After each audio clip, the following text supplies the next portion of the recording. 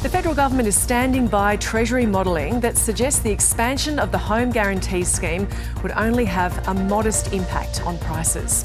The government is opening the 5% deposit scheme up to all first home buyers from today, as well as removing income price caps and bringing property price caps in line with average house prices. Our political reporter Nicole Hegarty joins me now from Parliament House in Canberra. Nicole, tell us, how will this work? Good morning, Gemma. Well, as you said, this is an expansion of the scheme. The scheme already existed and its expansion was an election promise put forward by the Albanese government during the May election earlier in the year. What it means is that income limits and price limits will be removed, meaning more people can access this scheme, and that the property price cap will also be increased to allow people to purchase a broader range of property across the country. Now, how this works is a first home buyer would be able to purchase a home with just a 5% deposit rather than the 20% deposit normally needed in order to avoid lenders' mortgage insurance. That's a costly additional expense, but how they'll avoid it in this situation is that the government, the federal government, will go as a guarantor for the remaining 15% to take that initial 5% deposit up to 20%. We've heard from the Housing Minister this morning saying just how many additional people will be able to access their first home under this scheme.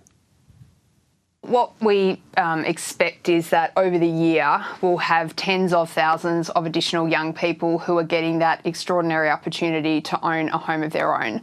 Nicole, experts have questioned what this will mean for house prices. What are they warning? They have indeed, Gemma. We heard recently from the Insurance Council saying that this could see house prices increase by some 10% in just the first year alone. Experts are fairly united in their thinking that that will be an outcome, an increase in prices beyond what the government has said. The government is forecasting a much more moderate impact, and I'll go into that in a bit more detail in a minute. But we have heard from one of those experts, Peter Tulip. Here is what he's had to say. It does address a real problem, but it does so in a fairly risky, dangerous way. It's going to encourage people to take one-way bets on the housing market, that if the price goes up, they make money. If the price goes down, the taxpayer pays. So that will encourage risky borrowing and risky bidding. The Federal Housing Minister Clare O'Neil insists that she backs Treasury's modelling. Now, Treasury is pointing to an increase of just 0.5% in property prices over 6 years, quite different to that 10% figure put forward by the Insurance Council. The Housing Minister Clare O'Neil saying that she does back in that modelling and that she believes the impact will be more modest than some of the fears put forward by experts.